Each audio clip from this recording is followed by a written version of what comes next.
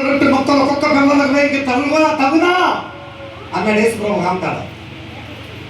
ఎవరో కానాస్త్రి దగ్గర పిల్లలకు వేసే రొట్టె ముక్కలు తీసి ఒక్క పిల్లలకి వేస్తానా అన్నాడు యేసు. కావాలని అన్నాడు.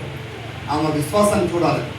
వెంటనే అమ్మ నన్ను కుక్క అంటావా, కుక్క పిల్ల అంటావా అని వెళ్ళిపోయిందా?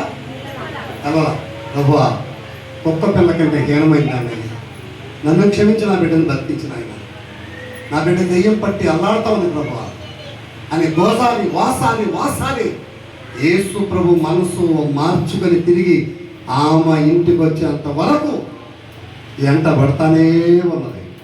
ఎంటబడి యేసు ప్రభుని ఇంటికి తీసుకొచ్చుకున్నది.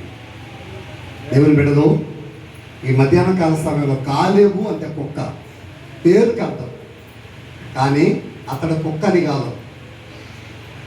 పెద్దలు అప్పుడప్పుడు ఏమంటారంటే అప్పుడప్పుడు ఎవరన్నా ఒక మాట అంటారు, నేను వినేవాడిని, మీరు విన్నారో లేదో,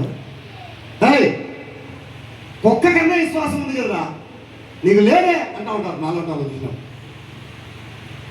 అంటారు, కుక్క కన్నా ఉంది విశ్వాసం. ఎందుకని? వాడిని పెంచి పుట్టించి 9 మాసాలు గర్భంలో పెంచి మోసి భూమి మీద పడేసి కోరుకున్న వస్త్రాలు తీసిచ్చి కోరుకున్న తిండి పెట్టి అంత చేసి అయ్యగారికి ఒక అమ్మనిచ్చి పెళ్లి చేస్తే అమ్మ ఒళ్ళో పడి ఈ అమ్మను అనాలోచనాలను చేరుస్తున్నాడు. ఎవరిని? ఏదో మీరు ఎక్కడో ఉన్నారు, మనుషులు లేరు. ఏదో మీ మూతులు కోతులు నాకు ఉంటున్నాయి. ఏదో ఆలోచిస్తున్నారా? అన్నారా?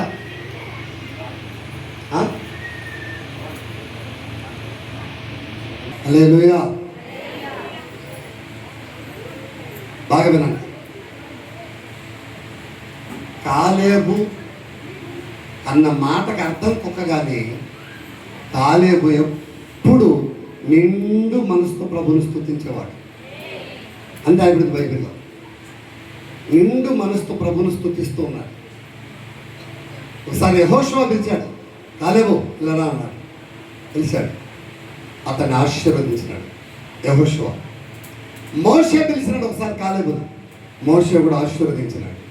వీళ్ళిద్దరికి ముందు దేవుడు కాలేబుతో మాట్లాడాడు, నీవు నిండు మనసుతో నన్ను స్తుతిస్తున్నావు కనుక నీవు అడుగు పెట్టు ప్రతి స్థలం నీకు నీ సంతానానికి ఇస్తాను అన్నాడు.